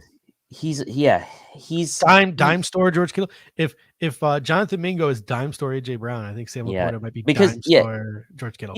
He's a little more slender than Kittle, Yeah. right? Like, but he's got that fearlessness that Kittle has, right? He's not willing. The yak ability. The yak ability, not afraid of the shoulder. I really like Laporta. He's my TE3. That's personal preference, obviously, but that's my tier 2. Yeah. To me, tier 3 for me is my money tier. This is the tier that I think the Buffalo Bills are going to be living in. And whether we like it or not, the Buffalo Bills were sniffing around tight ends last year. They brought in a ton for pre-draft visits. They signed OJ Howard. They ultimately cut them all and just kept Quentin Morris, Tommy Sweeney, and Dawson Knox. It appears like maybe the Buffalo Bills are sniffing around tight ends again. I think about who's on the coaching staff, and you have Aaron Cromer, who comes from Los Angeles. You have Rob Boris, the tight ends coach, who comes from Los Angeles. Rob Boris was on the field at the combine this year, doing the tight end drills. And I look at some of the tight ends that the Rams drafted over the years. The Rams kind of like those like toolsy project tight ends: Tyler Higbee, Lance Kendricks, Gerald Everett. So I'm looking at those kind of guys, and I'm seeing shades of them in these next 3 guys that I have in tier 3. And I wouldn't be surprised if the Buffalo Bills in the 3rd or the 4th round pull the trigger on a tight end. Tucker Kraft is in my tier 3. Luke Schoonmaker from Michigan is in my tier 3. And Zach Kuntz from Old Dominion, who kind of gives me some like maybe Gerald Everett vibes, falls into my tier 3 as well. So Kraft, Schoonmaker, and Kuntz are my tier 3. And I think that this is the sort of tier the Buffalo Bills could be living in. Yeah, they could. And again, people are probably sick of me talking about this guy, but I have a lot of the same guys that you have in the tier 3. Obviously, I had Kraft in my tier 2, but I have Payne Durham in my tier 3, Zach Kuntz, Luke Shoemaker, and I threw my Daniel Bellinger of this year, Leonard Taylor, into my tier 3. I'm definitely higher on him than consensus, but I don't know. For some reason, like I'm like drawn to Cincinnati players again this year. I like what they've got going with some of their skill position players. Didn't have obviously a ton. He's not getting the same run as some of these guys, but I mean, you're talking about a guy who's 6'5", 250, can block, adds in the passing game, good enough hands. He's not an electric guy by any means, but to me, he's like this year's Daniel Bellinger for me. Like that's when I think of like Daniel Bellinger from last year and him kind of being underappreciated. That's Leonard Taylor to me this year, and that's why I put him in tier 3. Yeah, I mean, if you think about it, like I mean, his athletic profile, like for a guy who's 6'5", 255, like he's got a really nice like athletic profile. Kind of reminds me a little bit of like Chig Ngakoue last year, who went in the 2nd round to the Tennessee Titans. I don't like I said, like not my vibe, not what I'm looking for. I'm looking more for that like guy who's going to like go vertical on the seam, be more of a 12 personnel guy. But I can definitely see the appeal of a guy like Leonard Taylor. Yeah, I don't think he's a fit for the Bills necessarily. Yeah, I just like him.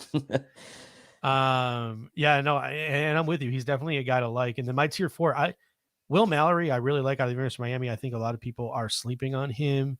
Payne Durham from Purdue, I think his like athletic profile is not very high, so I think he'll drop in the draft. He's a guy. I love Brenton Strange. He's small, smaller size.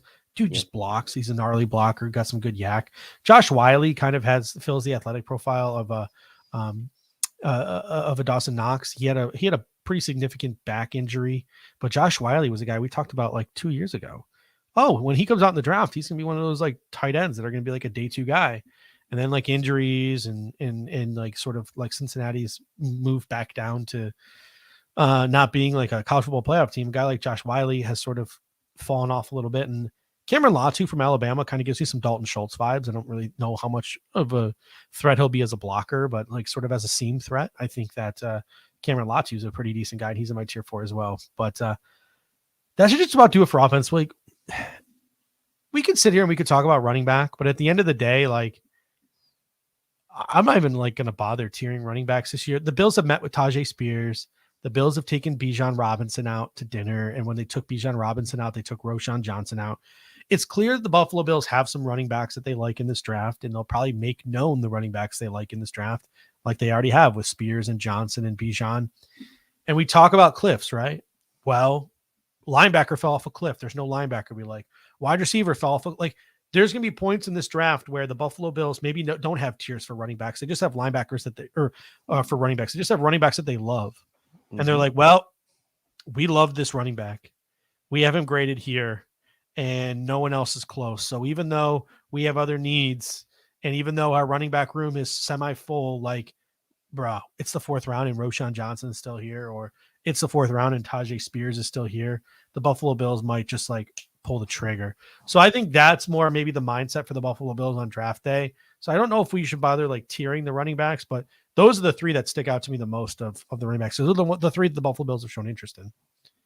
Yeah, I mean, look, the tiering, it's Bijan is in a tier of his own, as you put it on Twitter today. It's not like last year where you kind of had the debate of Breece Hall versus Kenneth Walker versus Isaiah Spiller. Like, to me, they're this year. Like, it's Bijan, like, and Bijan there's a cliff. Like, he's so good. Like, you can argue Jahmyr Gibbs is also a first-round running back, but Bijan is just so much better than him. Yep. Even though Jahmyr Gibbs is good, that you just have to, just out of principle, you got to put Bijan in his own tier. This is the first time, I would say, in 3 years, because 2 years ago, it was Najee and Javonte and Etienne, and then last year it was Kenneth Walker, Breece Hall, right, and Isaiah Spiller, and now this year it's Bijan. And, like, there's no one else close to him. And so I'm with you. I have Roschon actually higher than consensus probably, but I'm with you. Like, there are some people who are saying Roschon Johnson could be like the 3rd running back off the board. I mean, maybe in the second round. I mean, look, James Cook was not necessarily like a top 6 or 7 guy from a lot of people last year, and he was 2nd round, and so maybe that's Roschon this year. Like, he could be that guy. Yeah, I mean, the thing with Gibbs too is like, I think Gibbs is a little overvalued as a running back, but like his ability as a receiver out of the backfield in today's NFL is just ridiculous. The Kamara comps I don't like, just because Kamara was like, what, 15, 20 pounds heavier than Jahmyr Gibbs. But like what Jahmyr Gibbs provides you in the passing game is just, whew, like that would be a fun weapon to have. And I know a couple people have mocked Jahmyr Gibbs to the Buffalo Bills, but no, stop what you're doing. Let's close out the show here because we're already at an hour and a half. We're getting into one of our typical draft shows here. We're going to skip secondary for the sake of this show. Like if we draft a corner, I don't know what I'll do. Safety, we just signed Tyler Rapp. So could we add a safety? Yes. We've talked a ton about safeties. We will continue to talk about safeties. I want to sort of focus in on IDL and I want to focus in on edge rushers. Yep. For the last like maybe 5-10 minutes here and talk about our tiers, because if you look at it, not a single defensive tackle is under contract after the season. You have Daquan Jones at 1 tech, and then like the next 1 tech on your roster is Eli Yanku. So like 1 tech is definitely like where I'm leaning. 3 tech, you have Ed Oliver, who's in the final year of his contract, who also could be moved to save cap space. And because the Buffalo Bills don't see a future with him, you have Tim Settle, who underwhelmed and was played at 1 tech last year. He could be played again at 1 tech this year if we don't draft the 1 tech or sign a 1 tech. And so that's another reason why I'm really hoping we get one. And then there's obviously Jordan Phillips, Brandon Bryant, Cortez Broughton. So the Buffalo Bills have some bodies there, but man, I would love to see them get girthier along the interior. And I think that would help out the linebackers, especially with you know, you don't have Tremaine Edmonds' 34-inch arms, right? You don't have Tremaine Edmonds' 260-pound body roaming the middle of that defense anymore, stacking guys. So maybe you want some bigger bodies in front to make the life of Terrell Bernard or Balon Spector or Jack Campbell, whoever it is, a little bit easier. So who are the guys in tier 1 of your IDL class? Just 3 guys. I mean, and I don't even know of any of these guys. Like, why even bother, right? Because like they're not probably going to be options for the Bills. Yeah. But Jalen Carter, Brian Brees, and Elijah Cansey are my 3. I actually kind of like Cansey more than Brees personally. That's just personal preference. So I have him as my number 2. Brees is my number 3, but that's I kind of my I hope cutoff. I hope we don't draft Brian Brees. Like I get I it. hope so too. I hope so too. I just don't like him as a prospect. Like he just gets pushed around so much. But I'm with you in terms of 3 techs. I had Jalen Carter, Brian Brees, Kalijah Cansey, and I also had Adebawore from Northwestern in my tier 1 as well. I think his athletic profile, I think he's on the rise. And then I created, like I separated mine and I created a tier 1 for 1 techs, even That's though smart. like I need to do that. But like, even though I did that, it's almost like because 1 techs are like sort of like the lunch pail type of dudes. Like my tier 1 of 1 techs is really like tier 2 of defensive tackles, just because of like the way they're kind of like sort of, you know what I mean? Like just the way they impact the game, that They're they do just it different. they're early down players, right? They're Yeah. not 3 down players. They're not valued as much. Yeah. So my tier 1 for that was Maisie Smith and Siaki Ika, even though my favorite player is Keanu Benton. I have him in tier 2 of that list. But I think Maisie Smith and Siaki Ika, because even though they're 1 techs, I believe they have the upside and athletic ability to be more than 2 down players and to impact the passing game and to rush the passer. So guys like Siaki Ika, Maisie Smith landed my tier 1 as well. Nice. Yeah. Mozzie and Ika are my tier 2. I've Benton in tier 2. I threw a wild card into my tier 2 just because why not? I threw Cameron Young in my tier 2. Fuck it. I don't care. I'm putting him up there. I'm putting him up there. I really like Cameron Young. Again, I'm probably higher on him than most, but I put him in tier 2 because I think as I'm zeroing in on guys who I would want to be on the Bills, I think I kind of somewhat disregarded many of the 3 techs, lighter weight defensive tackles that I didn't really want to consider. So for me, that moved a guy like Cam Young up into my tier 2, even though there are probably a bunch of guys who are going to get drafted ahead of him. But for the need and the 1 tech conversation, I'll throw him in there. I mean, Cameron Young, powerful frame and long arms. Like he's the kind of guy who he's going to be a stout run defender. He's going to handle double teams. Like that's the kind of dude that you want. So I would love it if the Buffalo Bills added a guy like Cameron Young. You mentioned, and I'm going to mention Keanu Benton again. Like some of my favorite players in this draft. Like if I had to whittle down like my 5 favorite players in this draft, Keanu Benton would fall into that top 5 out of Wisconsin. I think that, obviously he's going to impact the running game as a 1 tech. He kind of reminds me of Daquan Jones, but I do also think, like Daquan Jones proved this year, he's got a little bit of pass rush upside as well. So I had Keanu Benton in my tier 2. I had Jalen Redmond out of Oklahoma as a 3 tech in my tier 2. Colby Wooden, 3 tech in my tier 2. I'm hoping we avoid 3 techs. And then this is probably going to be the most, what sort of I'm looking polarizing, right? IDL, Jervon Dexter from Florida. Like every single scout. Oh yeah, he's in my tier 2. I forgot to mention him. Sorry. Obviously, he's got that big body. He's what everybody loves, but takes plays off. You see on tape him just giving up on some plays. So he's got some motivating to do. Every single scouting report I read on Jervon Dexter, he like is ridiculously bad at like reacting to the snap and is like seconds and seconds late. And he's got some leverage issues as well for his size. He kind of reminds me of Jordan Phillips. Now, here's the thing. When Jordan Phillips is at his best in a scheme like Buffalo's, Jordan Phillips is an impact game-breaking player. Jordan Phillips is a second-round pick for a reason. He's a 3 tech in a 1 tech's body. That can be mighty dangerous, and that can be mighty appealing, which is why Jervon Dexter is mighty appealing. Yep. But I just don't know if you're going to be able to sort of get that out of him all the time. Just like Jordan Phillips, you can't get that out of him all the time. And that's why like Beane says he just doesn't excite me. He wouldn't be and the reason I didn't even bring him up, like I don't like I see him as a 3 tech personally. Yeah. I mean, if you look at his advanced analytics on PFF where he lined up predominantly in the B gap, which is between the guard and the tackle, and that's like a classic 3 tech or 4-eye alignment depending on what shoulder he's lined off of. But that's not what the, like in my opinion, what the Bills need, right? So yeah, I'm with you on that. And the Bills have met with him, which is the thing. But this is what the Buffalo Bills like: size and length, athleticism, flashes the dominance. Like I said, like Jordan Phillips flashes that dominance. But just like Jordan Phillips, he's got those leverage issues. He's got those effort concerns. Like it just doesn't fly on every single play. Sounds So like it polarizing. sounds like that's going to be the pick. Yeah. Well, and that's the thing too. Like I love Maisie Smith. I love Siaki Ika. I love Keanu Benton. Like I love these dudes. Like these are my dudes in this draft. So I just know if the Buffalo Bills pull the trigger on an IDL It won't be early in this draft, it's gonna be Jervon Dexter. just because it's gonna be the one that I don't like. That's just the way it works, right? Yeah, that's just Like how last it year, works. I loved Kyler Gordon. I you loved really Roger. I loved Roger McCreary. Kyler Gordon was your guy, though. I mean, that was your guy. And who did we take? We took Kyrie Elam. So don't get me wrong. Just like every Bills fan, I've sold myself on Kyrie Elam, and I'm looking forward to see him continue to grow and develop. But that's just the way the world works. Is whenever I fall in love with like 3 or 4 guys, a cluster of players, it's the one guy in that cluster I don't like that the Buffalo Bills seem to like. That's how the world works. That's just how it works. You should be good at predicting the picks. Some other guys, I really like Jared Clark on it. I mean, let's stop talking about 3 techs. Like you could throw Kobe Turner, Jacqueline Roy out of LSU.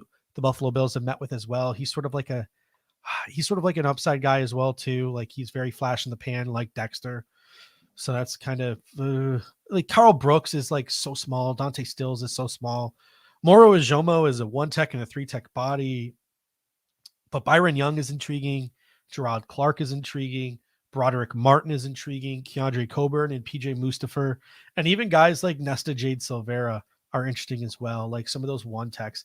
The Buffalo Bills, they need to add a 1 tech in this draft. And whether it's Smith, Ika, Benton, Young, Clark, Martin, Coburn, Mustapher, Silvera, or the other Young, Cameron Young, I really hope they had, like, that's 10 dudes I just listed. Add one of them. It'll likely be Jervon Dexter because that's just the way the world works. But add one of those 10 guys and I'll be happy. Yep. Silvera was definitely on my list. He didn't test great, 6.22 RAS, but he's up 30. 6.22 for a nose tackle is good, man. Yeah, I mean, look, yeah, you're right. Eco is what, a 2 point something? Someone pointed out in the comment section earlier. So maybe I'm not giving, but I like him, right? I mean, he's moved up almost 40 spots on TDN's board since February. He's right now borderline in their top 150 overall run stuffing archetype that could fit what the Bills are looking for. So yeah, again, I like that. I like Mustapher. I think he's like more of like a value pick, right? He's again just like more of a 1 tech Broderick type Martin, guy. PJ Mustapher. Those are the guys late that I really like. I mean, Colby Turner, right? But again, 3 tech kind of type of guy. You look at his snap of count alignment lined up mostly in the B gap again. So I know like Anthony and those guys have been doing some good film work on Colby Turner, and Russ has been doing some good work on him. They love him for good reason, but they do, but I just don't like, to me, that's not what the Bills need now. Contracts are up. Yeah. Yeah. So Colby Turner becomes really intriguing to me if like this is it for Ed Oliver, but I think he's going to go higher than people think as well. So Jordan Reed just did a mock draft where in the second round he had the Buffalo Bills taking Keon White, who's a 290-pound edge rusher who also plays a little bit of 3 tech. So let's transition now to edge rusher, and I'll tell you what, this class is loaded with edge rushers. I like edge. And it'll be interesting to see, like we talked about it, like if the Buffalo Bills truly want to take the best player available at 27, the best player available might be an edge rusher. Will Anderson is not going to be on the board, obviously. Miles Murphy, I think is I'm not a big fan of his. I think it's a problem when you go into Clemson with high expectations and you're a really good freshman and you just never get better. Like you're the same player your junior year as you were your freshman year. That's telling to me. Yeah, give me KJ Henry. I like Miles Murray. He's a value guy, I think, later on in the draft. Tyree Wilson is another guy, more athlete than pass rusher. That scares me. But who knows, if you tap that potential, it is what it is. But none of those guys are going to be on the board for the Buffalo Bills. Luke Van Ness is likely not going to be on the board for the Buffalo Bills. And we've flirted with the idea of Nolan Smith on this show a multitude of times. Flirted. But he's probably not going to be on the board after like his pro day and his combine and all that stuff. So if we're looking at it realistically, there are some guys at 27 who could intrigue the Buffalo Bills. You mentioned one of them on Twitter today, and Felix Anaduki Uzama from Kansas State. very Jerry Hughes type of vibes. I mean, sack I know. producer at K-State. Derek Hall from Auburn, who Mel Kiper mocked to the Bills in a very, very early mock draft, who's had a very good pro day circuit, and BJ Ojulari, who is a brother of Aziz Ojulari. Aziz. The from LSU. Tweener, right? But when you have a guy like Von Miller, some of these tweeners like Nolan Smith, BJ Ojulari, maybe they make a little bit of sense because you have a guy like Von Miller who's mentoring them, and they are filling and sort of trying to replace Von Miller, at least for the first half of the season until he's ready to play football. So these guys are on the board for the Buffalo Bills, in play for the Buffalo Bills at pick 27. We've been trying to like almost will into existence the Bills taking like a bendier edge type guy for like a couple of years now, but like they went out and they showed that they're willing to go that direction when they signed Von Miller. And now you really do, if I'm the Bills and I'm looking at the group I have Gregory Rousseau, Boogie Basham, AJ Epinesa, not sure when Von Miller's going to be back. You really need a complement in that room in my mind. And that's why guys like Felix AU, who's, like who I mentioned on Twitter, almost 19 and a half sacks over the last 2 years. He's mainly an outside edge rusher, but he's pretty strong too. Like he's shown a couple, like a decent repertoire of moves, right? He's not an outside only guy. Ojulari, as you mentioned, we talked about Aziz a ton 2 years ago as a guy that could be a nice option for the Bills as a bendier guy. You like the pedigree there. Yeah. And Will McDonald also, right? Yeah. Is another guy like that. I completely forgot to put it. I don't know why, but he's not on there. Will McDonald should have been in that list of guys I just gave you at the end there. So my apologies for that.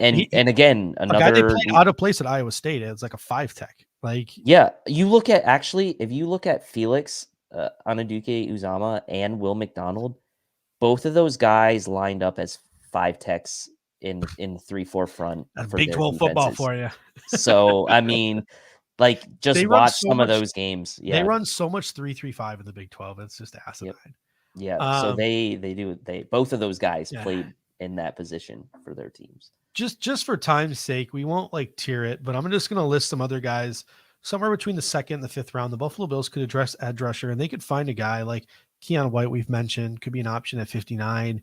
Could even be off the board sooner. Tuli Tuipulotu from USC kind of gives you some like Zadarius Smith, like Preston Smith, maybe more of a 3-4 edge rusher, but again with Von Miller here, kind of guy like that could be in play. Nick Hampton, again another guy who's like a little bendier edge from App State. A more traditional edge, Isaiah Folksy from Notre Dame could be in play. Byron Young, Dylan Horton, Zach Harrison. You mentioned KJ Henry, Isaiah McGuire, Mike Morris, DJ Johnson, Andre Carter. I really like Jose Ramirez from Eastern Michigan. Like there are some dudes. I more lean towards if the Buffalo Bills are going to take an edge rusher in this draft, give me like a Zach Harrison, a KJ Henry, or a Isaiah McGuire in like the 4th round, like, or even a Byron Young in the 4th round if he's there. Like I feel like Byron Young, Zach Harrison, KJ Henry, Isaiah McGuire. I feel like one of those 4 guys could be sitting there for you in the 4th round. I feel like those guys could be instant impact now and then be rotational edges throughout their whole career.